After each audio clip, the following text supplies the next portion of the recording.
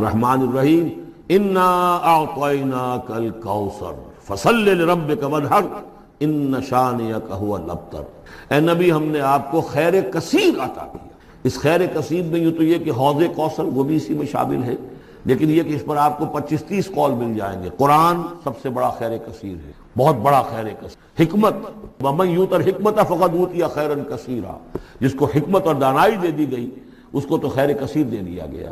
تو ہم نے آپ کو وہ سب کچھ عطا کر دیا ہے، اور بہتات کے ساتھ عطا کر دیا ہے، جو انسان کی انسانیت کے لیے، اس کے لیے یوں سمجھیے کہ ترہ امتیاز بن سکتا ہے۔ فصل لربک وانحر، پس اپنے رب کے لیے نماز پڑھا کیجئے اور نحر کیجئے، اونٹ قربان کیا کیجئے۔ یہ گویا کہ عید الاضحیٰ کا نقشہ آ گیا۔ فصل لربک، پہلے ہم نماز پڑھتے ہیں دوگانا عید الاضحیٰ، اور پھر جا کر ہم قربانی کرتے ہیں۔ وانحر ان شانئک هو الابتر، یقیناً آپ کا دشمن ہی ہے کہ جو دم کٹا ہو جائے گا۔ اس کا پس منظر یہ ہے کہ جب حضور کے ایک صاحبزادے بچپنی میں فوت ہو گئے تو کچھ جو کفار تھے مکے کے، انہوں نے بڑی خوشیاں منائیں کہ ایک ہی بیٹا تھا، باقی تو ان کی بیٹیاں ہیں۔ آپ کو معلوم ہے کہ 4 بیٹیاں تھیں حضور کی صلی اللہ علیہ وسلم، لیکن یہ کہ بیٹا جو تھا وہ ایک ہی تھا، وہ اللہ نے اٹھا لیا، تو بڑے خوشیاں منائی گئیں کہ یہ تو اب دم کٹا جیسے ہوتا ہے، جس کا کوئی پیچھے نام نہ رہ جائے۔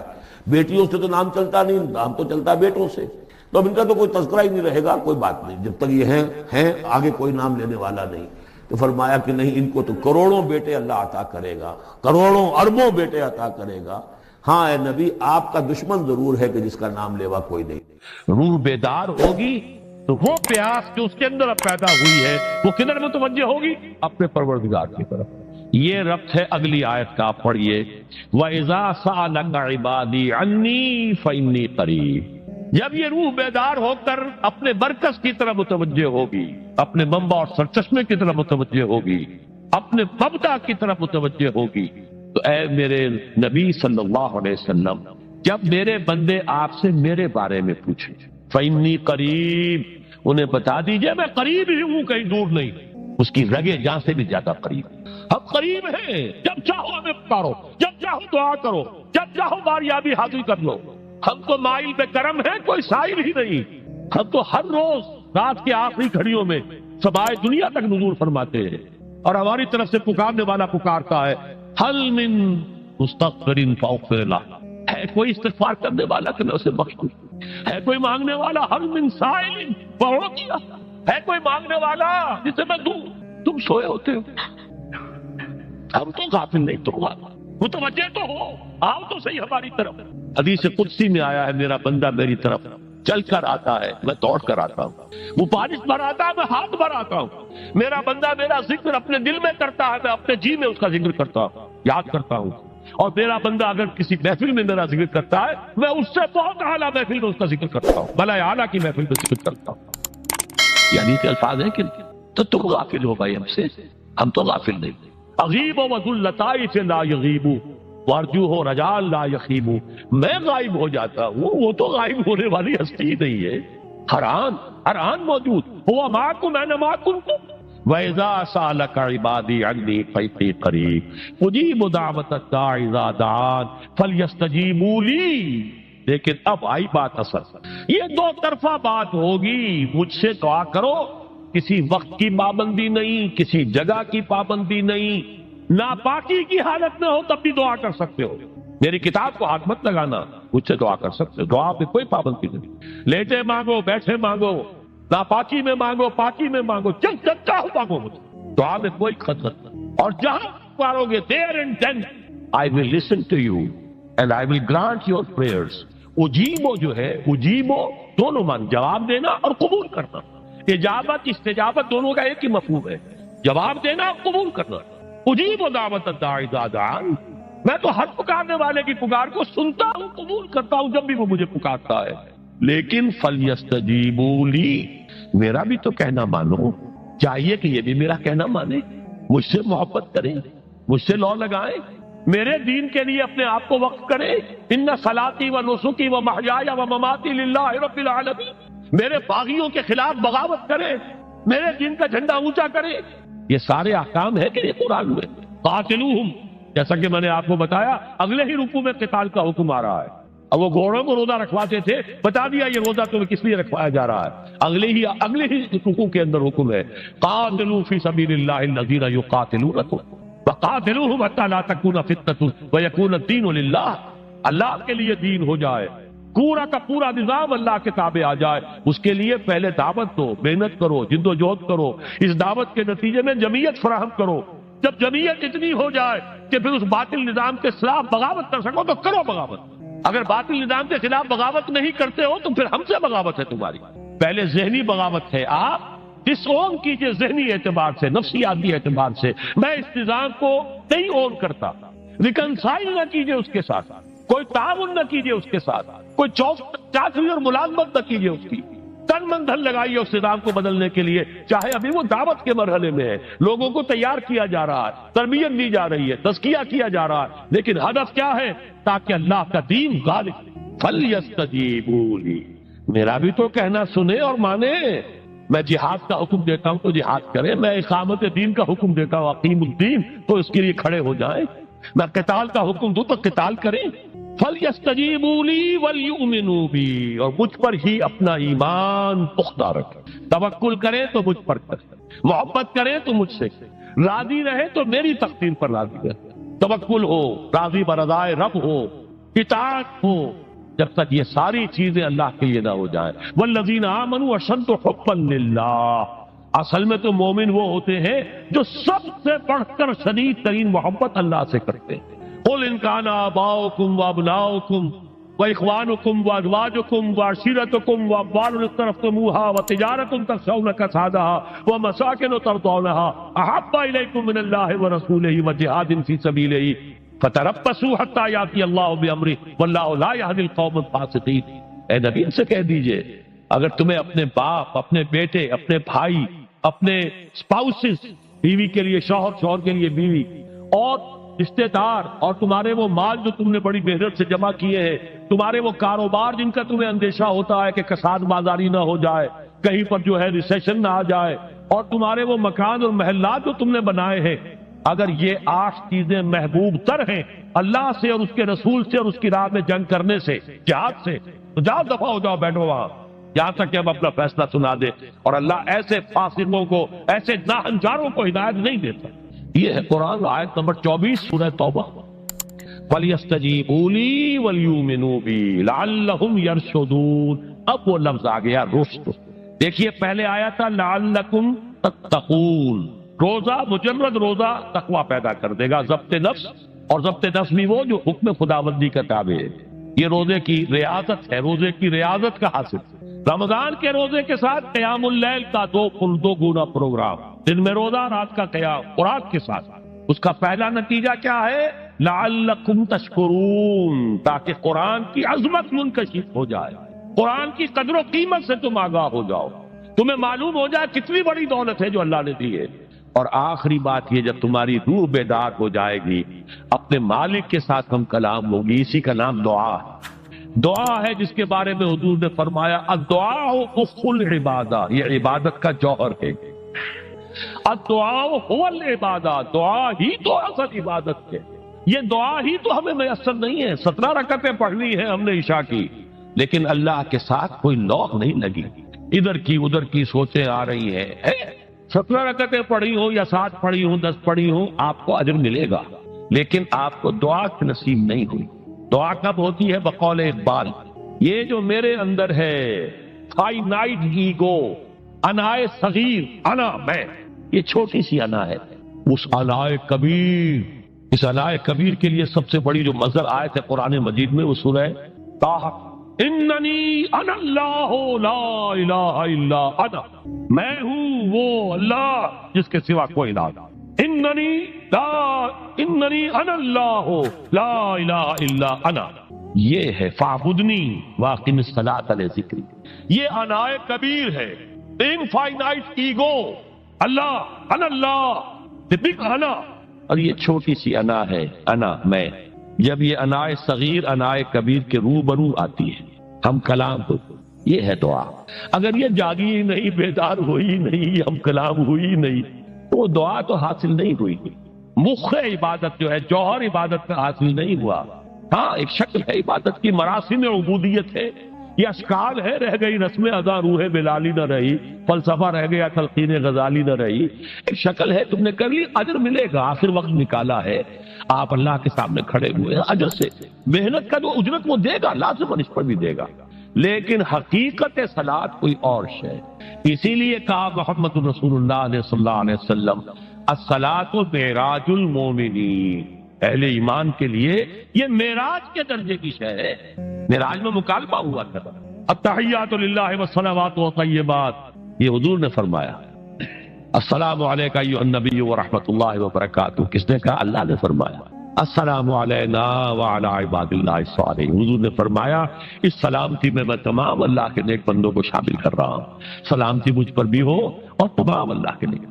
یہ مکالمہ ہے، مخاطبہ ہے، جب تک یہ مکالمے اور مخاطبے کی شکل نہیں، اگر وہ انائے صغیر جاگی ہی نہیں، سوئی ہوئی ہے، بے ہوش ہے، پڑی ہوئی ہے، سسک رہی ہے یا مر چکی ہے، روح مر بھی جاتا ہے، جسم زندہ ہے، روح مر، جسم جان کے ساتھ زندہ ہے، حیوان انسان زندہ ہے، انسان مر چکا، اس لیے قرآن کہتا ہے نبی یہ مردہ ہے، اموات غیر احیاء، یہ نہیں سنتے ہیں، یہ آپ کو سمجھتے ہیں آپ کے یہ بڑے غور سے سن رہے ہیں، نہیں سن رہے ہیں، یہ تو مردہ ہے، روحانی طور پر مردہ ہے، ان کی روح مر چکی ہے، یہ تو حیوان رہ گیا ہے زندہ صرف، یہ چلتے پھرتے مقبرے ہیں، یہ چلتے پھرتے تعزیے ہیں، اس کے سوا کچھ نہیں۔ یہ ابو جہل کون ہے اور ابو لہب کون ہے؟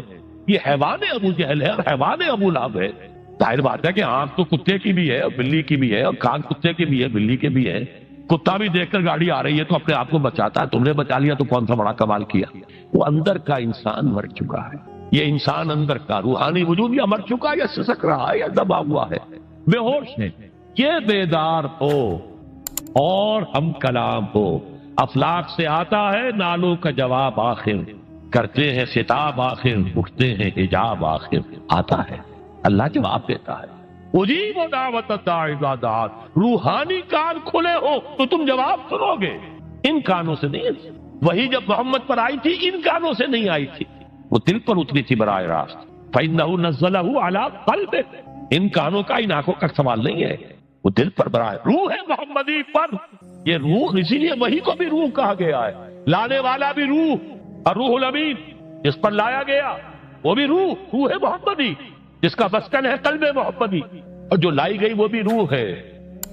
وَكَذَلِكَ أَوْحَيْنَا إِلَيْكَ رُوحًا مِّنْ أَمْرِنَا، یہ قرآن ہم نے نازل کیا، ایک روح ہے اے محمد جو آپ پر نازل کی، مَا كُنْتَ تَدْرِي مَا الْكِتَابُ وَلَا الْإِيمَانُ، اس سے پہلے تو آپ کو کچھ پتہ نہیں تھا کتاب کیا، شریعت کیا، ایمان کیا، وَلَكِنْ جَعَلْنَاهُ نُورًا، ہم نے اس قرآن کو نور بنا کر آپ پر اتارا ہے، یہ ہے، اس کے لیے ہے اصل رشد۔ اب آخری لفظ آیا رشد، یہ گویا کہ جو مختلف الفاظ ہے قرآن میں، کامیاب، فائزون، اتم الصیام الی اللیل، پھر اب روزے کو پورا کرو رات تک، الی اللیل میں پھر بڑی بحثیں ہوئی ہیں، اس لفظ کی مناسبت سے اہل تشیع اس کے قائل ہیں کہ جب کہ خوب اندھیرا ہو جائے، لیکن اہل سنت کا اجماع ہے کہ غروب آفتاب اس سے مراد، اس لیے کہ آغاز رات کا غروب آفتاب کے ساتھ، اور اس میں بھی احادیث کے اندر آیا ہے کہ تعجیل کرنی چاہیے۔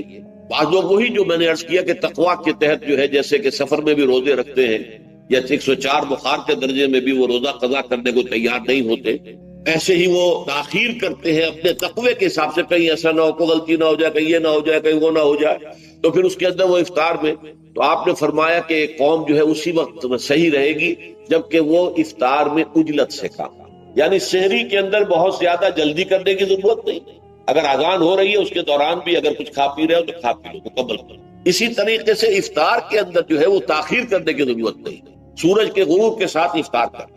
وَلَا تُبَاشِرُوهُنَّ وَأَنْتُمْ عَاكِفُونَ فِي الْمَسَاجِدِ، ہاں اپنی بیویوں سے تم مباشرت نہ کرو، تعلق زن و شوق قائم نہ کرو جبکہ تم مسجدوں کے اندر معتکف، یہ اعتکاف کا ذکر ہو گیا۔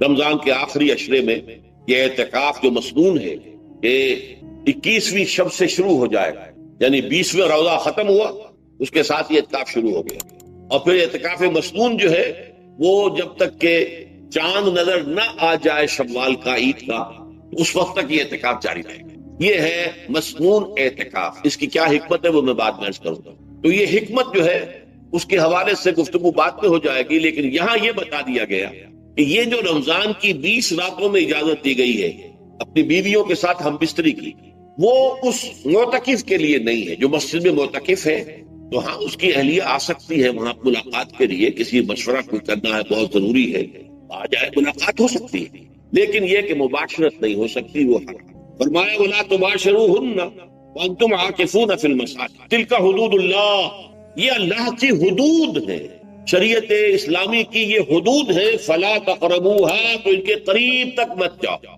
قرآن مجید میں اس اعتبار سے دو انداز تعبیر ہے کہ اللہ کی حدود ہے فَلَا تَعْتَدُوهَا، یہ اللہ کی حدود ہے، ان سے تجاوز نہ کرو، اس حد کو پھلانگ نہ جاؤ، اس حد سے آگے نہ گزر جاؤ۔ یہاں ہے تقربوها، اللہ تعالیٰ کی حدود کے قریب تک نہ جاؤ۔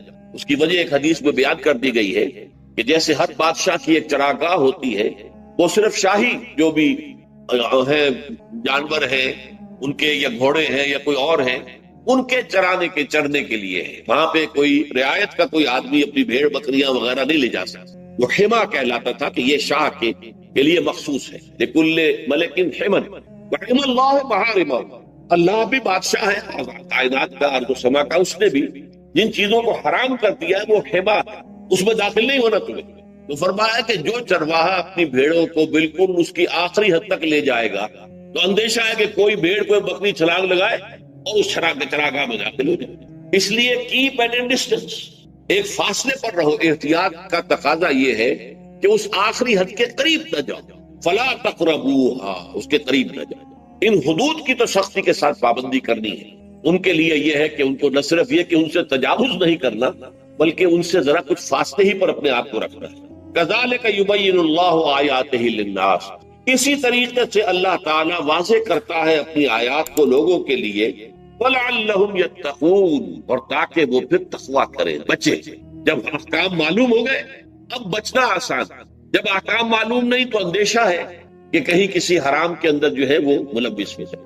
جیسے کہ ایک حدیث میں آتا ہے کہ الحلال بین والحرام بین وبینہما مشتبہات، حلال کیا ہے یہ بھی واضح ہے، حرام کیا ہے یہ بھی واضح ہے، البتہ ان دونوں کے مابین کچھ چیزیں ہوتی ہیں متشابہات، پتہ نہیں حلال ہے کہ حرام ہے، تو تم بچو، ان چیزوں سے بھی بچو، اس لیے کہ اس کے اندر حرام ہونے کا اندیشہ ہے، لہذا ان سے بھی بچو۔ جو صریحاً حلال ہے اسی پر اکتفا، جن کے بارے میں تعین نہیں ہو پا رہا ہے کہ وہ حلال ہے، البتہ یہ بھی ثابت نہیں ہو رہا ہے کہ وہ حرام ہے، تو ان سے بچ، یہ تقویٰ کا تقاضا ہے۔ اگرچہ قانونی اعتبار سے یہ کہا جائے گا کہ وہ مباح، جس شے کی حرمت کا ثبوت ہمیں کتاب اللہ اور سنت رسول سے نہ ملے وہ مباح ہے، لیکن یہ ہے کہ تقویٰ کا تقاضا یہ ہے، قانون کا تقاضا یہ کہ مباح کو آپ اختیار کریں گے تو آپ پر گرفت نہیں ہوگی، اس لیے کہ اس کی حرمت ثابت نہیں ہے، لیکن تقویٰ کا تقاضا یہ ہے کہ آپ صرف اس شے پر اکتفا کریں کہ جس کے حلال ہونے کے لیے ثبوت اور دلیل موجود۔ تو یہ ہے کہ تلک حدود اللہ فلا تقربوها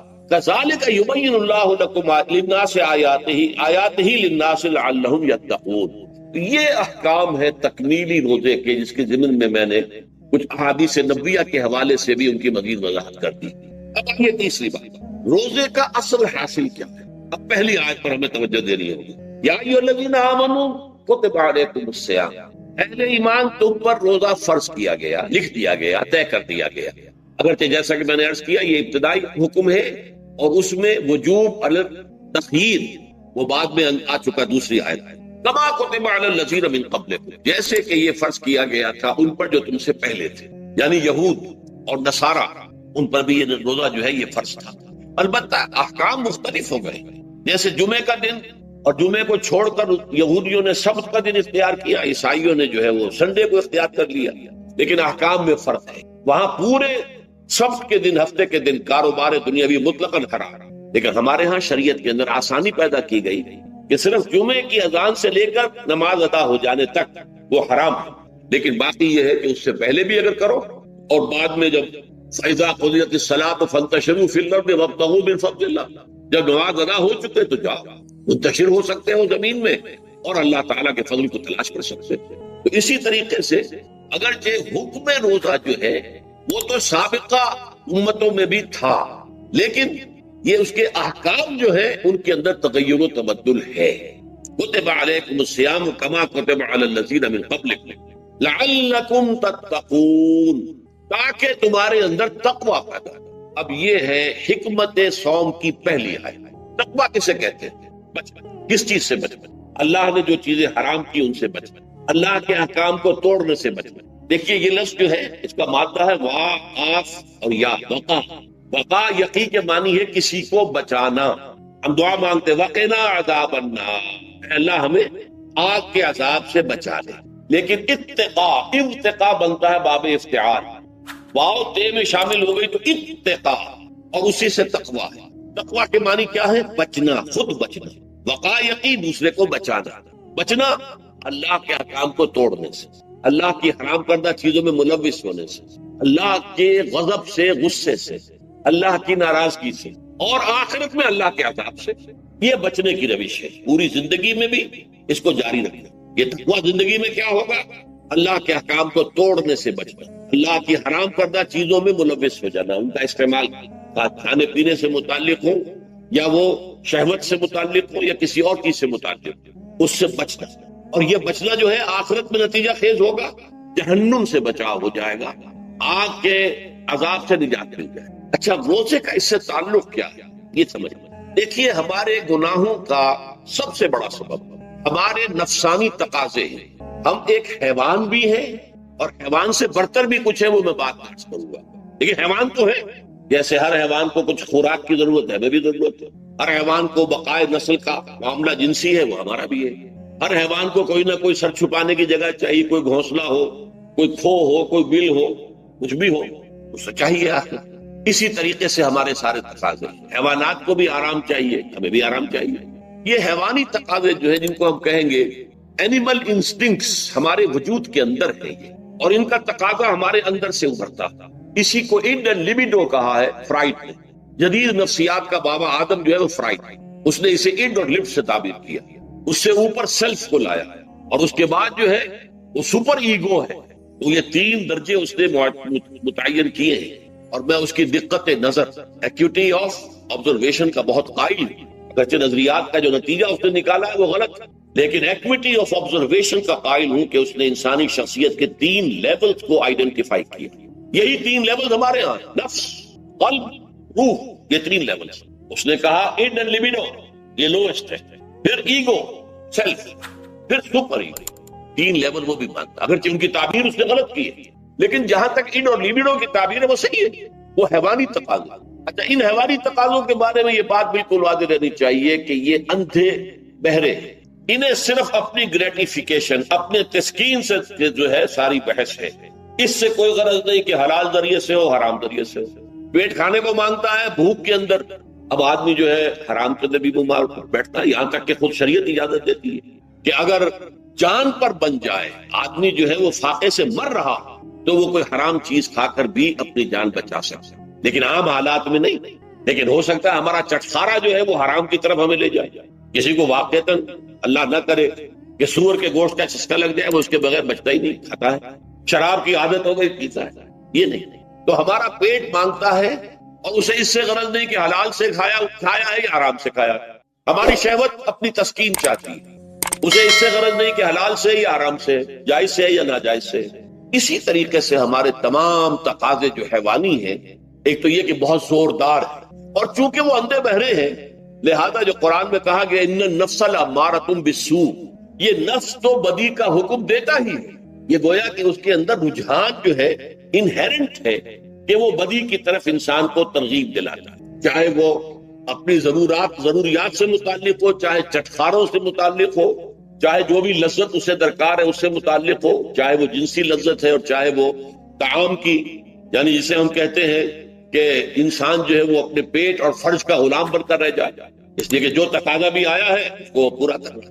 یہ جو کیفیت انسان کی ہے، اس کے لیے ایک مشق جو ہے وہ روزہ فراہم کرتا ہے۔ روزے کے آپ نے 12، 13، 14 گھنٹے کا بھی روزہ ہوتا ہے، بعض جگہوں پر 16، 17 گھنٹے کا روزہ ہوتا ہے۔ اس عرصے میں آپ اپنے نفس کو حلال چیزوں سے بھی روکے رکھتے ہیں، اس منہ زور گھوڑے کو جو ہے آپ اس کی لگام کس کر رکھتے ہیں کہ حلال بھی نہیں کھانے دے رہے، بھوک لگی ہو یا کھانا بہترین موجود ہے نہیں کھا سکتے، اللہ کا حکم نہیں ہے، اللہ کی اجازت نہیں، شدید پیاس ہے، بہترین مشروبات فریج میں رکھی ہوئی ہے، نہیں کھا سکتے، نہیں پی سکتے، جائز نہیں ہے، حالانکہ حلال ہے، حرام نہیں ہے، بیوی موجود ہے، یا جیسے کہ لونڈیوں کا معاملہ ہوتا تھا لونڈی موجود ہے، لیکن نہیں، آپ اپنی شہوت جو ہے وہ اس سے پوری نہیں کر سکتے۔ یہ پابندیاں نفس کے اوپر لگانا، یہ ایک مشق، یہ ایک ریاضت ہے۔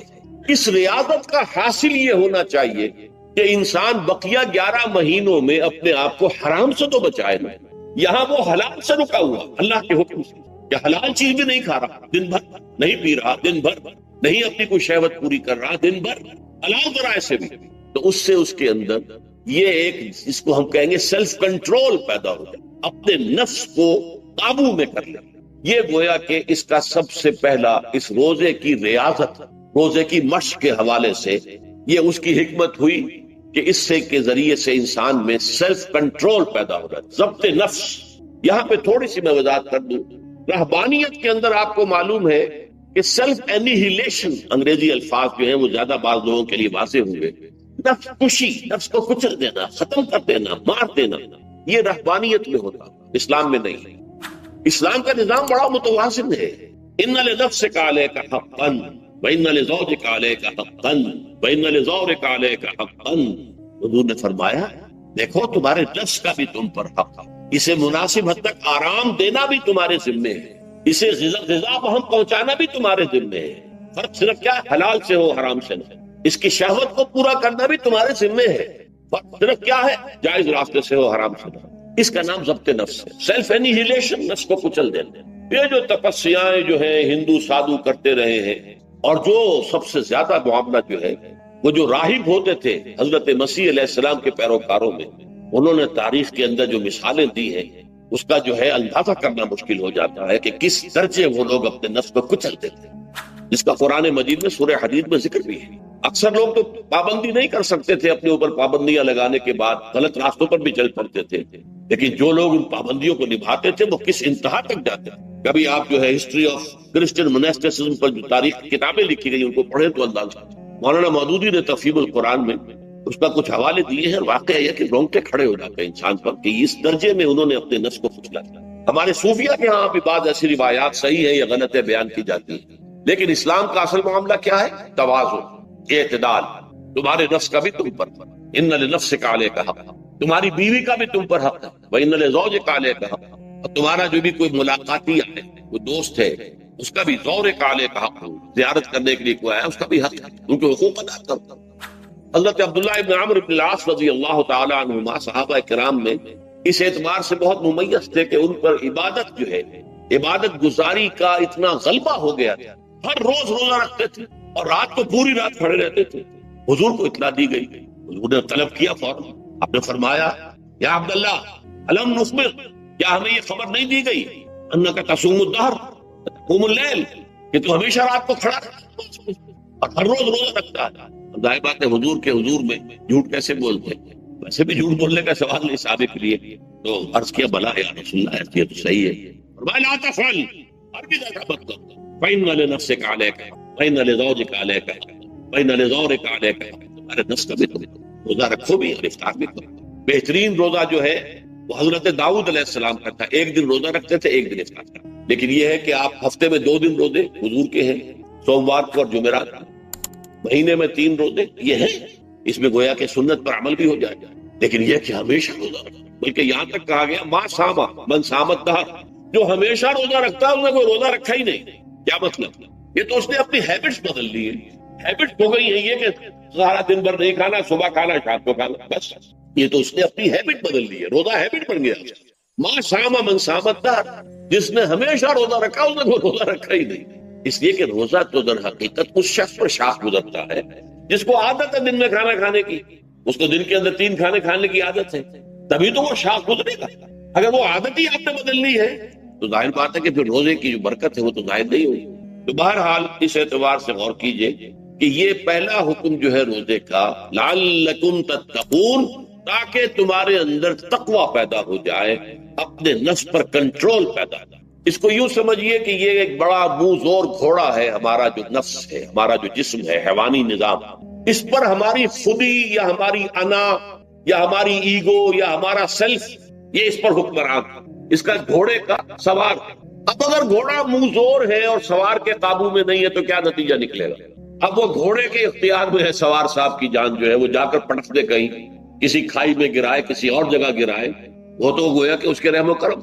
اگر سوار تکڑا ہے، اور سوار نے جو ہے گھوڑے کو قابو میں کیا ہوا ہے، اس کی رانوں میں بھی جان ہے، دبایا ہوا ہے گھوڑے کو اپنی رانوں کے درمیان، تو ظاہر بات ہے کہ اب یہ گھوڑا جو ہے بہت بڑی ایسٹ ہے اس کے لیے۔ اب گھوڑا ادھر جائے گا جدھر سوار لے جانا چاہے گا، سوار اپنے مقصد اپنی منزل تک پہنچے گا گھوڑے کے ذریعے سے، اور اگر برعکس ہے جیسا کہ میں عرض کر چکا ہوں تو وہ سوار جو ہے وہ گھوڑے کے رحم و کرم کرتا۔ یہی معاملہ ہے، ہماری خودی یا ہماری انا یا ہمارا ایگو، یہ در حقیقت یہ راکب ہے، اور ہمارا وجود حیوانی یہ مرکب ہے، یہ گھوڑا۔ اگر ہم قابو یافتہ ہوں اپنے گھوڑے کے اوپر تو یہی جسم ہمارے لیے ایک بہت بڑا ایسٹ ہے۔ ہاتھوں سے نیکی کمائیں گے، پاؤں سے نیکی کمائیں گے، آنکھوں سے نیکی کمائیں گے، کانوں سے نیکی کمائیں گے، یہ ساری نیکیاں کمانے کا ذریعہ۔ تلاوت قرآن سن رہے ہیں تو کانوں کی نیکی ہو رہی ہے، قرآن دیکھ کر پڑھ رہے ہیں تو آنکھوں کی نیکی ہو رہی ہے، یہ سارے ہمارے اعصاب، ہمارے تمام اعضاء و جوارے نیکی کا ذریعہ ہے۔ لیکن اگر کہیں یہ ہمارا نفس امارہ ایڈ اور لیبیڈو ہم پر قابو پا لے تو پھر ہم اس کے رحم و کرم پر، پھر وہ جہاں میں جس کھائی میں چاہے گا گرا دے گا۔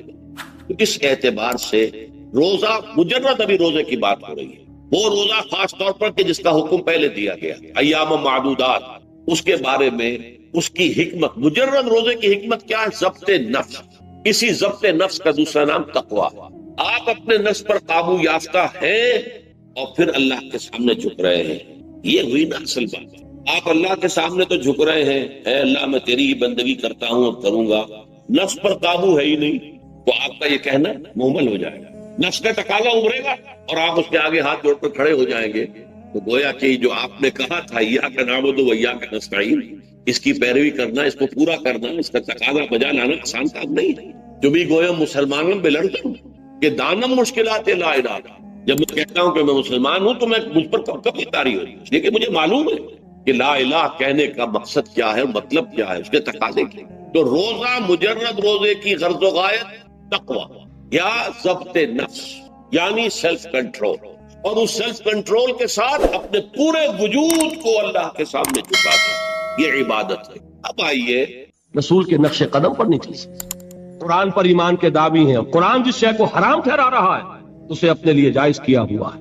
اللہ کے رسول فرماتے ہیں ما آمن بالقرآن من استحل محارمہ، جو قرآن کی حرام کردہ کسی شے کو اپنے لیے حلال ٹھہرا لے اس کا قرآن پر کوئی ایمان نہیں۔ یہ سب کچھ کیوں ہے؟ آخرت کا خوف۔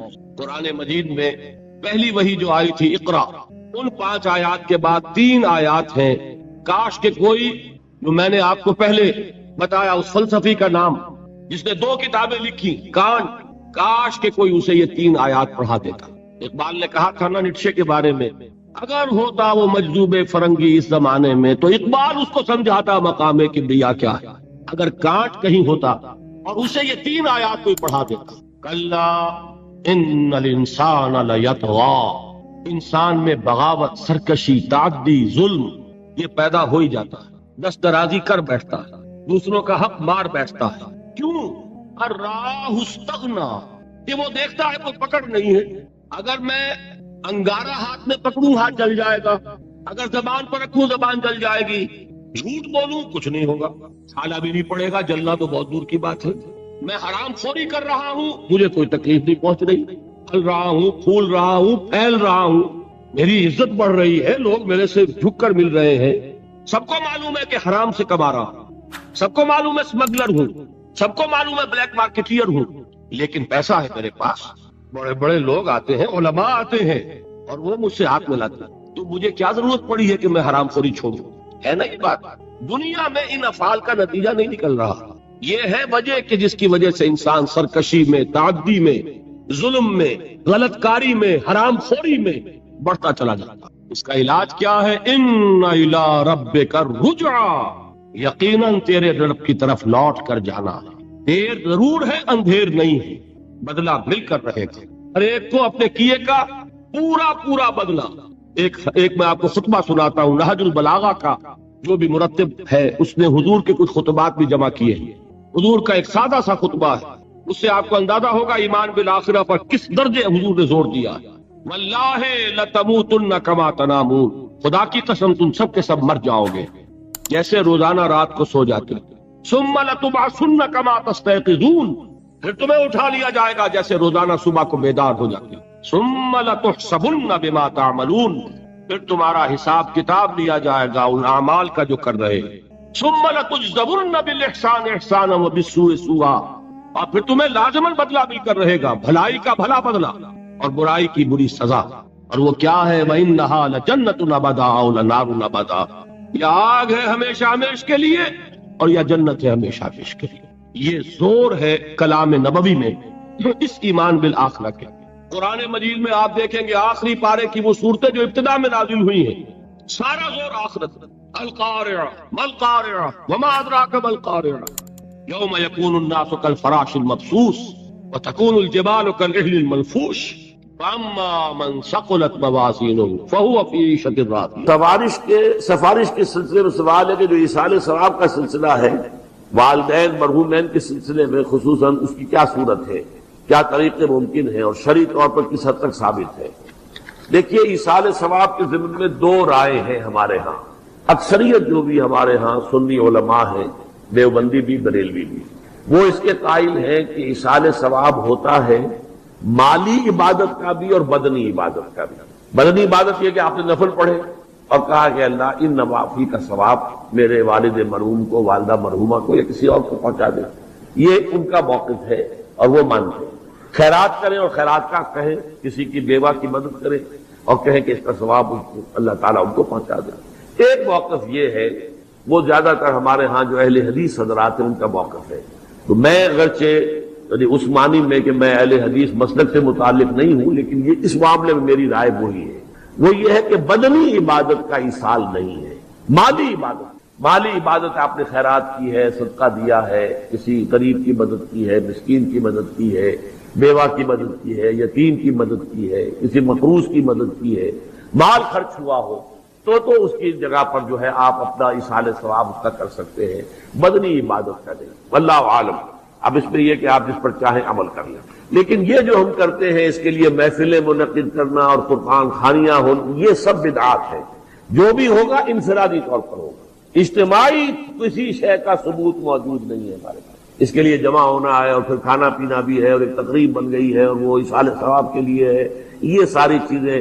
اور بچوں کو بلایا جا رہا ہے، قرآن پڑھوا رہے ہیں، انہیں پیسے دے رہے ہیں اور وہ قرآن بھی کیا پڑھتے ہیں، وہ دو ورق جو ہے الٹتے ہیں. وہ پیسے پڑھنے لینے کے لیے تو آئے ہوتے ہیں بیچارے، نہ انہیں سمجھ. یا یہ کہ اچھا بھائی تم ادھر بیٹھ جاؤ، یہ صفحہ تم پڑھ دو، یہ صفحہ میں پڑھ دیتا. کیا حماقتیں ہیں. ایسے مذاق میں تو سمجھتا ہوں دین کا اور قرآن کے ساتھ تمسخر ہے جو ہوتا ہے، یہ سب بدعات ہے. البتہ ذاتی سطح پر آپ نے قرآن پڑھا، اب صبح کے وقت تلاوت کی، اس کا ثواب کسی کو پہنچا دیا، تو جو پہلا مسلک ہے اس کی روح سے جائز ہے. میرے نزدیک قرآن پڑھنے سے، نماز سے، نفل سے، اس سے نہیں. البتہ مالی جو بھی خیرات ہے، صدقات ہیں، تو اس کا ایصال ثواب ہو سکتا ہے. اولاد اگر نیک ہے تو وہ خود صدقہ جاریہ بن جاتے ہیں والدین کے لیے، بشرطے کہ والدین نے ان کی تربیت کی کوشش کی ہو. اگر کسی کافر کا بیٹا مسلمان ہو گیا ہے تو اس کافر کو تو اولاد سے کچھ نہیں پہنچے گا، لیکن کوئی شخص مسلمان تھا، اس نے اپنی اولاد کی تربیت بھی اچھے طریقے پر کی ہے، اب یہ جو اولاد نیکی جو کرے گی تو اس سے اس کا بھی ثواب اس کو پہنچا رہے گا. یہ صدقہ جاریہ کہلاتا ہے. اگر ہم اس قرآن کو کسی پہاڑ پر اتار دیتے لَرَأَيْتَهُ خَاشِعًا مُتَصَدِّعًا مِّن خَشْيَةِ اللَّهِ، تو تم دیکھتے کہ وہ پہاڑ دب جاتا، پھٹ جاتا اللہ تعالیٰ کے خوف اور خشیت سے. وَتِلْكَ الْأَمْثَالُ نَضْرِبُهَا لِلنَّاسِ، اور یہ مثالیں ہیں جو ہم لوگوں کے لیے بیان کرتے ہیں. لعلہم یتفکرون، شاید کہ وہ تفکر کریں، غور و فکر کریں. قرآن مجید میں وہ مضامین جو بہت لطیف ہوتے ہیں، بہت لطیف ہوتے ہیں، جن کا ادراک عام انسانی عقل سے ماورا ہے، اس کے لیے تمثیلیں بیان کی. ما لا یدرک کلہ لا یترک کلہ. اگر وہ مضمون بتمام و کمال سمجھ میں نہیں آ سکتا تو کچھ تو آ جائے تمثیل کے حوالے سے. اگر غور و فکر کریں گے تو بات سمجھ میں آ جائے گی. اب اس تمثیل کے حوالے سے سب سے اہم مقام جو ہے قرآن مجید کے اس اصول کے تحت کہ القرآن یفسر بعضہ بعضا، قرآن کا ایک حصہ دوسرے حصے کی تفسیر کرتا ہے. سورہ اعراف میں یہ واقعہ مذکور ہے کہ جب حضرت موسیٰ علیہ السلام کوہ طور پر گئے تورات لینے کے لیے تو وہاں انہوں نے اللہ سے ایک خواہش کا، ایک درخواست کا اظہار کیا. مخاطبہ اور مکالمہ تو اس سے پہلے بھی ہو چکا تھا. اب یہ شوق رب ارنی انظر الیک، پروردگار اب دیدار بھی عطا فرما دے. پردے کے پیچھے سے بات تو ہوتی رہی ہے اور ہو رہی ہے، لیکن دیدار بھی عطا کر دے. اللہ نے فرمایا لن ترانی، تم مجھے ہرگز نہیں دیکھ سکتے، ولکن انظر الی الجبل، لیکن وہ سامنے والے پہاڑ پر نگاہ جماؤ، فإن استقر مکانہ فسوف ترانی، اگر وہ اپنے مقام پر قائم رہ جائے، ہم اپنی ایک تجلی اس پر ڈالیں گے، اگر وہ جھیل جائے اس تجلی کو تو تم بھی سوچنا کہ ہمارا دیدار کر سکو. فلما تجلی ربہ للجبل، جب اللہ نے اپنی تجلی ڈالی اس پہاڑ پر، جعلہ دکا، تو وہ پھٹ گیا، ریزہ ریزہ ہو گیا. وخر موسیٰ صعقا، اور حضرت موسیٰ بے ہوش ہو کر گر گئے. حالانکہ تجلی براہ راست حضرت موسیٰ پر نہیں تھی، تجلی پہاڑ پر تھی، اور حضرت موسیٰ بالواسطہ اس تجلی کا مشاہدہ کر رہے تھے. لیکن اس تجلی کا نتیجہ کیا نکلا؟ پہاڑ پھٹ گیا، ریزہ ریزہ ہو گیا، اور حضرت موسیٰ بے ہوش ہو کر گئے. اب یہ واقعہ ہے، وہاں تو تمثیل بیان ہوئی اور یہ واقعہ ہے. تو جو اثر اللہ تعالیٰ کی ذات کی تجلی کا ہے وہی اثر اللہ کی جو صفت ہے کلام، اس کی تجلی کا. اس لیے کہ صفت کس کی ہے؟ اللہ کی ہے. صفات ذات حق، حق سے جدا یا عین ذات، متکلمین اس مسئلے کا حل ہی نہیں کر پائے. کلام اللہ کی صفت ہے، اس کی صفت کی بھی وہی تاثیر. یہ آیت قرآن مجید کی عظمت کو واضح کرتی ہے جیسے کہ وہ ہے فی نفسہ ہی. اب دیکھیے کوئی چیز بہت عظیم ہے، بہت عظیم ہے، بہت عظیم ہے، اگر مجھے اس سے کوئی فائدہ نہیں تو مجھے اس سے کوئی دلچسپی نہیں ہوگی. تو اب جو دوسرا مقام میں آپ کو سنا رہا ہوں، یہ سورہ یونس کی 2 آیات، یہ ترتیب میں نوٹ کرا چکا ہوں. 1 آیت، 2 آیتیں، 4 آیتیں، 6 آیتیں، 8 آیتیں. فرمایا یا ایھا الناس قد جاءتکم موعظۃ من ربکم وشفاء لما فی الصدور وہدی ورحمۃ للمؤمنین قل بفضل اللہ وبرحمتہ فلذلک فلیفرحوا ھو خیر مما یجمعون. اے لوگو، تمہارے پاس آ گئی ہے نصیحت، موعظت تمہارے رب کی طرف سے. وہ صرف موعظت نہیں ہے، سینوں کے اندر جو روگ ہیں، جو امراض ہیں، ان کا علاج بھی ہے، شفا بھی ہے. شفاء لما فی الصدور. تیسرے درجے میں وہ ہدایت ہے، وہ بتاتی ہے کدھر جاؤ کدھر نہ جاؤ.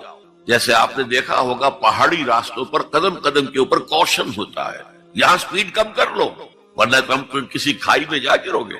تو یہ ہدایت کیا ہے؟ دیکھو ادھر مت جانا، ادھر جاؤ، اگر ادھر جاؤ گے تمہارا سارا معاملہ تل پٹ. یہ ہے ہدایت. اور جو چیز دنیا میں ہدایت ہے وہ آخرت میں رحمت ہے. ہدی ورحمۃ للمؤمنین. اب میں چاہتا ہوں ان 4 الفاظ میں جو ربط ہے اسے سمجھیں. دیکھیے اگر کسی ایسی زمین پر بارش برسے جو اوپر سے بہت سخت ہے تو پانی بہہ جائے گا، زمین میں جذب نہیں ہوگا تو کوئی رویدگی پیدا نہیں ہوگی. اگر دل سخت ہے تو قرآن مجید ان پر کوئی اثر نہیں کرے. اس کے لیے سب سے پہلے موعظہ کی ضرورت ہے، واعظ کی ضرورت ہے، نصیحت کی ضرورت ہے تاکہ دل نرم پڑ جائے. انسانی دل جب سخت ہوتے ہیں تو ان کی سختی چٹانوں سے زیادہ ہوتی ہے. سورہ بقرہ میں فرمایا ثم قست قلوبکم فہی کالحجارۃ او اشد قسوہ. یہودیوں سے خطاب ہے. ثم قست قلوبکم من بعد ذلک فہی کالحجارۃ او اشد قسوہ. اے بنی اسرائیل، تمہارے اس طرز عمل کے نتیجے میں تمہارے دل سخت ہو گئے اور اب وہ پتھروں سے زیادہ سخت. لہذا سب سے پہلے ضرورت کیا ہے؟ دل کی زمین کو نرم کیا جائے، اس میں حل چلایا جائے. یہ کام ہے موعظہ کا، واعظ کا، نصیحت کا. ہمارے معاشرے میں کسی زمانے میں واعظ کا بڑا رواج تھا. آج کل یہ چیز ختم ہے، بلکہ واعظ کو گھٹیا بات سمجھا جاتا ہے. بھائی کوئی عقلی بات کرو، کوئی علمی بات کرو، تم تو واعظ کہہ رہے ہو. گویا کہ واعظ گھٹیا چیز ہے. نہیں، واعظ سے دل میں رقت پیدا ہو، نرمی پیدا ہو. تو قرآن مجید ہی سب سے بڑا موعظہ ہے. ہم نے بدقسمتی سے کیا کیا، جب واعظ کہے جاتے تھے تب بھی مثنوی مولانا روم سے، ضعیف احادیث سے، واعظ دستان زنو افسانہ بند. واعظ بڑے اونچے اونچے ہاتھ چلا کر اور افسانہ جو ہے بیان کر رہا ہے، لیکن اس کا حال کیا ہے؟ از خطیب و دیلمی گفتار اوست، بعض ضعیف و شاذ و مرسل کار اوست. وہ خطیب بغدادی یا دیلمی کی جو احادیث ہیں، جو سب سے گھٹیا درجے کی کتاب حدیث کی، سب سے کم تر درجے کی کتاب حدیث کی، ضعیف کتابوں کے یوں سمجھئے کہ بہت بڑے مجموعے، وہاں سے وہ حدیثیں لا رہا ہے. الضعیف و شاذ و مرسل کار، ضعیف حدیث، شاذ حدیث، مرسل حدیث سے وہ بیان کر رہا ہے. قرآن سے اس کا کوئی تعلق. قرآن مجید سب سے بڑا واعظ ہے. یا ایھا الناس قد جاءتکم موعظۃ. یہ دل کو جب نرم کرتا ہے تو پھر اس میں جذب ہوتا ہے. یہ سیکنڈ سٹیپ ہے اس کا. اور جب دل میں جذب ہوگا تو دل کے اندر کی بیماریوں کو دور کر دے گا. دل کے اندر کی بیماریاں کون سی ہیں؟ تھرومبوسس نہیں، انجائنا نہیں، وہ اور ہے. وہ دل کی بیماریاں جن کے لیے قرآن شفا ہے، وہ ہے تکبر، حسد، حب مال، حب دنیا، حب جاہ، حب شہرت. یہ ہیں وہ چیزیں کہ جو اصل ہیں، جو دل کے امراض ہیں. ان سب کو جڑ سے نکال کر پھینک دے گا قرآن حکیم. یا ایھا الناس قد جاءتکم موعظۃ من ربکم وشفاء لما فی الصدور. وہ ہدن، اور وہ ہدایت ہے. انفرادی زندگی کے لیے بھی ہدایت ہے، اجتماعی زندگی کے لیے بھی ہدایت ہے. کبھی اگر سورہ فاتحہ پر آپ غور کریں جو ہماری نماز کا جزو لازم ہے، تو ہم پہلے کہتے ہیں الحمدللہ رب العالمین الرحمن الرحیم مالک یوم الدین ایاک نعبد و ایاک نستعین.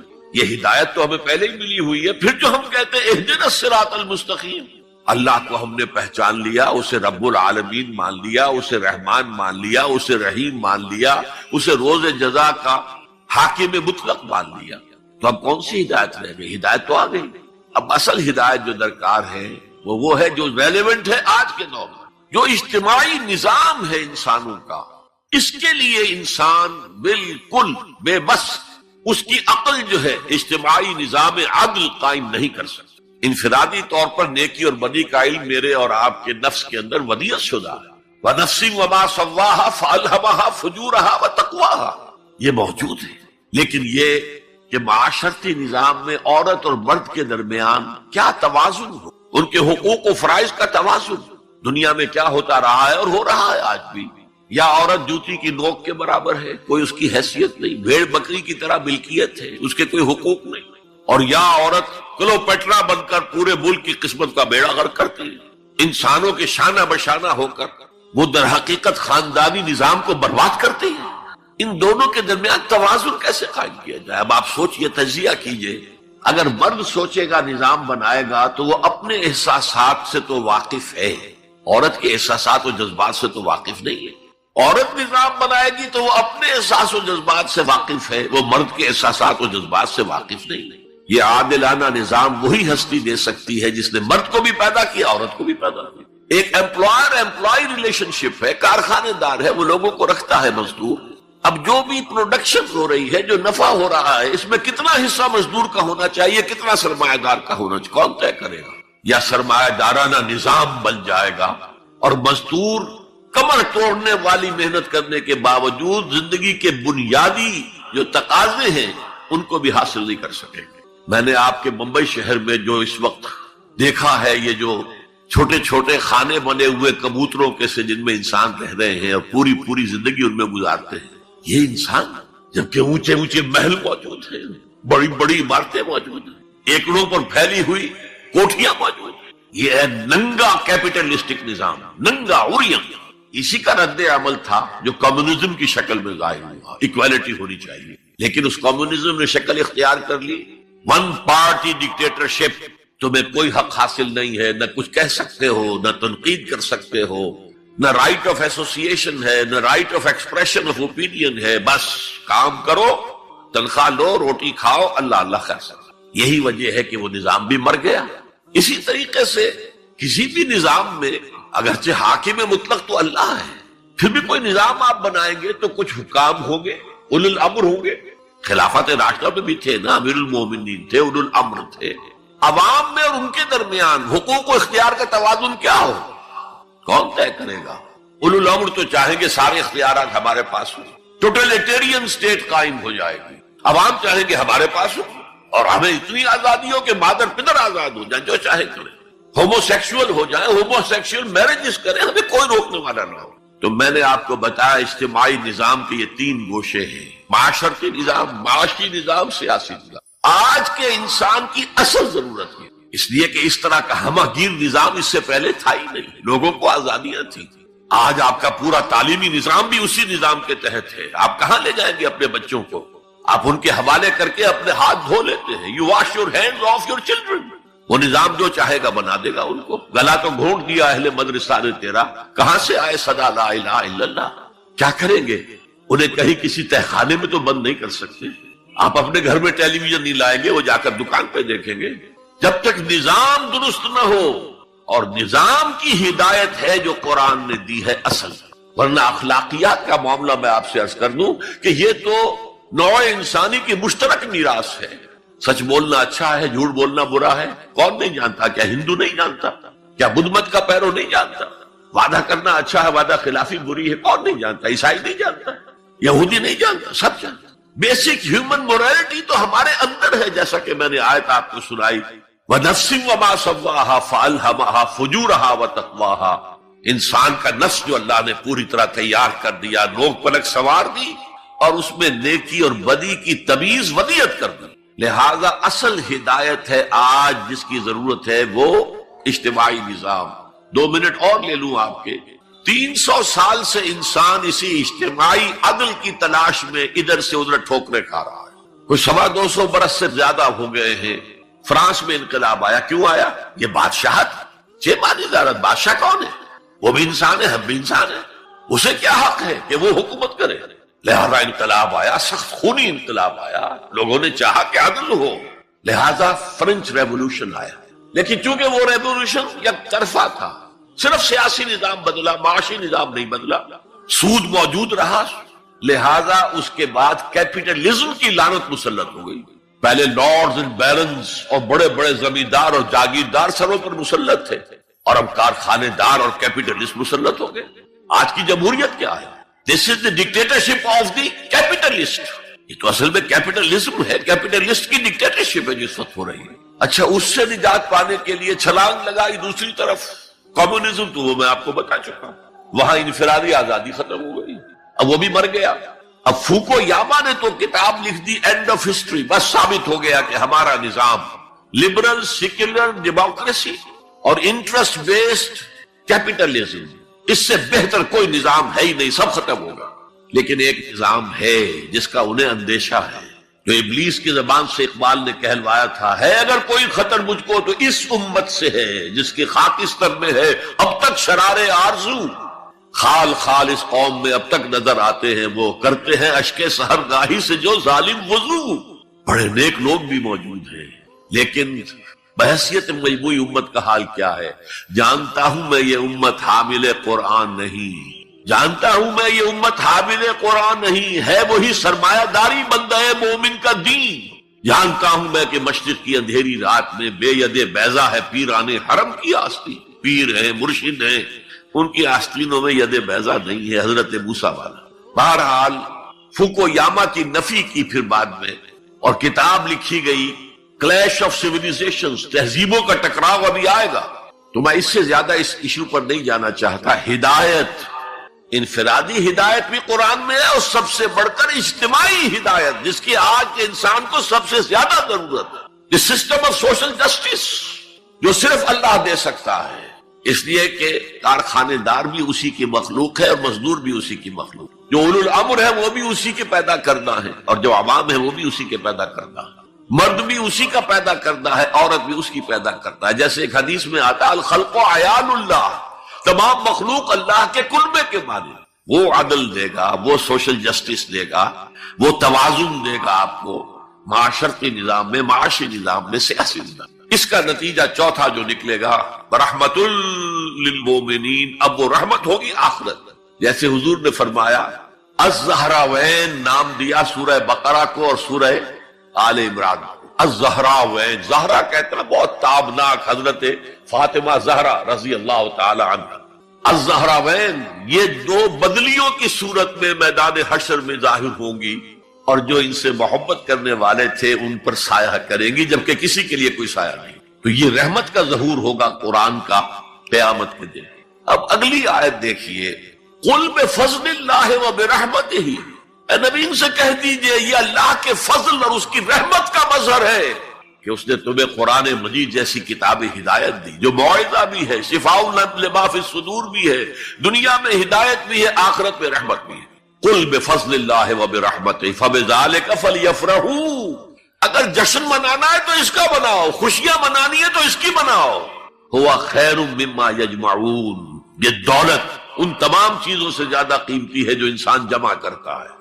دولت جمع کرتا ہے، مال، اسباب، جائیداد، کاروبار، اور محل بناتا ہے، اس میں بڑا اعلیٰ فرنیچر رکھتا ہے، اس میں لا کر ڈیکوریشن پیسز کہاں کہاں سے پوری دنیا سے لا کر رکھتا ہے، ان سب سے کہیں زیادہ قیمتی شے قرآن ہے۔ اب آئیے 4 آیات، سورہ رحمان کی اولین 4 آیات۔ الرحمن، یہ جملہ نہیں بنا، یہ تو صرف مبتدا ہے، لیکن آیت پوری ہے۔ الرحمن علم القرآن خلق الانسان علمہ البیان۔ یہ اصل میں جو 4 آیتیں، ان میں 4 چوٹی کی چیزوں کا بیان ہے، ٹاپ موسٹ چیزیں۔ اللہ کے ناموں میں سب سے پیارا نام رحمان ہے، اگرچہ قرآن میں کثرت سے آیا ہے اللہ۔ وہ کیوں؟ اہل عرب صرف اسی نام سے واقف تھے، اللہم اللہم دعائیں مانگا کرتے تھے۔ اور آپ کو معلوم ہے سورہ فرقان میں تو اعتراض بھی انہوں نے کیا، یہ رحمان کا کون ہے؟ ہم تو جانتے نہیں ہیں، یہ کہاں سے لے آئے ہوئے محمد تم رحمان صلی اللہ علیہ وسلم۔ لیکن آپ غور کریں تو سب سے پیارا نام رحمان ہے۔ دیکھیے رحمت سے یہ 2 نام بنائے گئے، الرحمن الرحیم۔ 113 مرتبہ تو تمام سورتوں کے سے پہلے یہ آیت موجود ہے، الرحمن الرحیم، بسم اللہ الرحمن الرحیم۔ سورہ فاتحہ میں الحمدللہ رب العالمین الرحمن الرحیم۔ ان میں فرق کیا ہے؟ یہ جو فعلان کا وزن ہے، اس پر جو عربی میں لفظ آتے ہیں، اس میں کسی صفت کی ہیجانی کیفیت، طوفانی کیفیت، ٹھاٹھے مارتا ہوا سمندر، پہاڑوں ایسی لہریں، اسی سے غضبان بنا ہے، انتہائی غضبناک، بہت غصہ، اسی سے جوعان بنا ہے، بھوک سے مر رہا ہوں میں، انا جوعان، اسی سے عطشان بنا ہے، میں پیاسا مر رہا ہوں۔ اللہ کا لفظ، اللہ کا نام رحمان ظاہر کر رہا اللہ کی رحمت ٹھاٹھے مارتے ہوئے سمندر کی طرح ہے۔ اور رحیم فعیل کے وزن پر ہے، جس میں دوام ہوتا ہے، تسلسل ہوتا ہے۔ تو اللہ کی رحمت جہاں ٹھاٹھے مارتے ہوئے سمندر کی طرح ہے، ساتھ ہی وہ آہستگی کے ساتھ مسلسل بہنے والے دریا کے مانند بھی ہے، تسلسل کے ساتھ۔ اب ان دونوں کا ریلیشن اگر میں آپ کو ایک مثال سے سمجھاؤں، اگر کہیں کسی بس کا ایکسیڈنٹ ہو جائے اور آپ دیکھیں کوئی عورت جو ہے مردہ ہو گئی ہے اور کوئی شیر خوار بچہ اس کی چھاتی سے چمٹا ہوا، اسے کیا پتا میری ماں مر گئی، اور کوئی آئیڈینٹیفیکیشن نہیں ہو رہی، کچھ پتا نہیں ہے یہ کون خاتون تھی، کہاں سے آئی تھی، کچھ نہیں۔ آپ بتائیے اس وقت کون سا انسان ہوگا جس کے دل میں رحمت کا دریا جوش نہ مار جائے، اس بچے کی سرپرستی میں کر لوں، یہ انسان کی فطرت ہے۔ لیکن جب وہ گھر لے جائے گا تو ہو سکتا ہے کچھ دن کے بعد وہ محسوس کرے کہ میں نے خامخواہ کو یہ بوجھ اپنے اوپر لے لیا ہے، میرے تو اپنے بچے بہت تھے۔ گویا کہ جوش تو آیا، دوام اس میں نہیں ہے۔ اللہ کی رحمت ٹھاٹھے مارتے ہوئے سمندر کی طرح بھی ہے، اور اس میں دوام ہے، دریاؤں کا سا دوام، تسلسل سے بہنے والا۔ اور سب سے پیارا میں کیوں کہہ رہا ہوں یہ نام، ہمیں سب سے بڑی ضرورت رحمت کی ہے۔ دیکھیے اللہ رازق ہے، اللہ رازق ہے، ہمیں رزق دیتا تاکہ ہم زندہ رہیں، اور اس نے ہمیں زندگی اس لیے دی ہے لِيَبْلُوَكُمْ أَيُّكُمْ أَحْسَنُ عَمَلًا، تاکہ تمہارا امتحان لے۔ تو رزق دینا اس کی ضرورت ہے، میری ضرورت نہیں ہے۔ مجھے زندہ رکھنا چاہتا ہے تاکہ وہ امتحان میں دوں تو وہ رزق دے گا مجھے۔ لیکن رحمت کون سی چیز ہے؟ میں حدیث آپ کو سناتا ہوں۔ ایک دفعہ آپ نے فرمایا کوئی انسان محض اپنے عمل کی بنیاد پر جنت میں داخل نہیں ہو سکے گا جب تک کہ رحمت خداوندی دستگیری نہ کرے۔ اسی صحابی رضی اللہ تعالی عنہ نے بڑی ہمت سے، جرأت سے، بلکہ ہم کہہ سکتے جسارت سے کام لیا کہ پوچھ لیا حضور کیا آپ بھی؟ فرمایا ہاں میں بھی، الا یتغمدنی ربی برحمتہ، میں بھی داخل نہیں ہو سکوں گا جنت میں جب تک کہ میرا رب مجھے ڈھانپ نہ لے اپنی رحمت سے۔ تو سب سے پیارا نام کون سا ہوا؟ الرحمن۔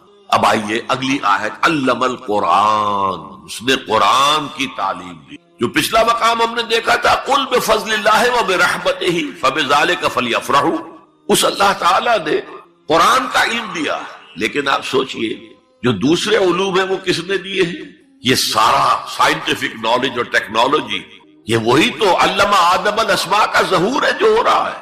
پوٹینشلی یہ سارا مادی علم حضرت آدم کی شخصیت میں ودیت کر دیا گیا تھا، پوٹینشلی، جیسے آم کی گٹھلی میں پورا آم کا درخت ہے، علم آدم الاسماء کلھا، تمام نام سکھا دیے، اور ساتھ ہی وہ ایپریٹس دے دیا جس سے کہ یہ علم جو پوٹینشل تھا یہ ایکسفولیٹ ہو سکے، یہ کھلے، جیسے کہ کلی بند ہوتی ہے پھر کھلتی ہے تو 5 پتیاں ظاہر ہوتی، ایکسفولیشن. وہ ایپریٹس کیا ہے؟ ان السمع والبصر والفؤاد کل اولئک کان عنہ مسئولا. کانوں سے سنو، آنکھوں سے دیکھو، اس دماغ میں سینس ڈیٹا فیڈ کرو، پروسیس کرو، نتیجہ نکالو، میموری کے حوالے کر دو، اور سوچو اور دیکھو اور مشاہدہ کرو، نتائج اس سے نکالو، پچھلی میموری سے اس کو ٹیلی کرو، کوئی نئی چیز مل گئی ہے تو اس کو بھی سٹور کر لو. یہی ہے نا. میں مثال دیا کرتا ہوں کہ کسی شخص نے ہمارے آباء و اجداد میں سے کوئی 1000ویں پیڑھی ہماری ہوگی، ابھی تک انسان کسی سورس آف انرجی سے واقف نہیں تھا، پھل کھاتا تھا یا گوشت کچا کھاتا تھا. کسی شخص نے دیکھا کہ اوپر سے ایک چٹان گری اور نیچے بھی چٹان تھی، تو آگ کا شعلہ برآمد ہو گیا. اوہ یہ کیا ہے؟ اب اس نے ویریفائی کرنے کے لیے 2 پتھر لیے، ٹکرائے، شعلہ پیدا ہو گیا، آگ ایجاد ہو گئی. The most primary source of energy. اس سے آگے کسی نے دیکھا کہ ہانڈی چڑھی ہوئی ہے چولہے کے اوپر اور ڈھکنا اس کا ہل رہا، اسے کون ہلا رہا ہے؟ کوئی جن ہے، بھوت ہے، کون ہے؟ بعد میں معلوم نہیں، یہ سٹیم ہے، سٹیم میں طاقت ہے. سٹیم انجن ایجاد ہو گئے، چل پڑی گاڑیاں. فرنٹیئر میل آتا تھا پشاور سے بمبئی تک، چلا رہا ہے اسی سٹیم انجن سے. تو یہ علم ہمارا تدریجاً آگے بڑھا، لیکن یہ دیا ہوا اللہ کا ہے. لیکن تمام علوم میں چوٹی کا علم قرآن کا علم. میں کہہ رہا تھا نا، ان 4 چیزوں میں 4 چوٹی کی چیزیں. اللہ کے ناموں میں سب سے پیارا نام رحمان، جو علم اس نے دیا تمام مخلوقات میں، اس میں چوٹی کا علم جو ہے وہ قرآن کا علم. اب آئیے، خلق الانسان، پھر سوچے انسان کو پیدا کیا تو کیا جنوں کو نہیں کیا؟ کیا فرشتوں کو نہیں کیا؟ کیا یہ گیلیکسیز پیدا نہیں کی؟ کیا چاند اور سورج نہیں پیدا کیا؟ کیا ہماری زمین کے اوپر زندگی کی جو شکلیں ہیں، نباتاتی اور حیواناتی، یہ چرند ہیں اور پرند ہیں اور مچھلیاں ہیں، کس نے پیدا کی؟ سب کچھ اس نے پیدا کیا، لیکن اس کی کریشن کا کلائمیکس انسان، سب سے بڑی اس کی تخلیق انسان، جو مسجود ملائک بن گیا. فسجد الملائکۃ کلھم اجمعون. کس قدر تاکید ہے، سجدے میں گر گئے تمام فرشتے، کل کے کل فرشتے جمع ہو کر 3 مرتبہ. کہیں شبہ رہ جائے جبرائیل نے نہیں کیا ہوگا سجدہ یا اسرافیل، نہیں، کلھم اجمعون. یہ انسان شاہکار ہے اللہ کی تخلیق کا. فرمایا ہے خلقتہ بیدی. اے ابلیس، تو اس آدم کو سجدہ نہیں کرنا چاہتا جسے میں نے اپنے دونوں ہاتھوں سے بنایا. کیا معنی اس کے؟ اللہ کے 2 ہاتھ کیا ہیں؟ الا لہ الخلق والامر. 2 عالم ہیں، ایک عالم امر ہے، ایک عالم خلق ہے. عالم امر میں اللہ کے حکم کی تعمیل چشم زدن میں ہو جاتی ہے. انما امرہ اذا اراد شیئا فانما یقول له کن فیکون. اور عالم خلق میں وقت لگتا. آم کی گٹھلی سے درخت تو بنے گا آم کا، لیکن کتنے سال لے گا؟ ماں کے پیٹ میں بچہ پرورش تو پائے گا، لیکن 9 مہینے لے گا. اللہ نے فرمایا کتنی جگہ پر میں نے آسمان اور زمین 6 دنوں میں پیدا کی. عالم خلق میں ٹائم کا ایلیمنٹ ہے، عالم امر میں کوئی ٹائم نہیں. عالم امر سے تعلق رکھنے والی صرف 2 مخلوقات ہیں، فرشتے اور انسانی ارواح. یسألونک عن الروح قل الروح من امر ربی. اور عالم خلق سے ہمارا یہ جسم ہے، حیوانی وجود ہمارا جو زمین سے آیا ہے.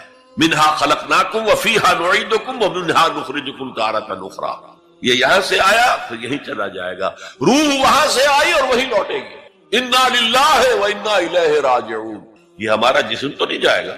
الرحمن علم القرآن خلق الانسان علمہ البیان.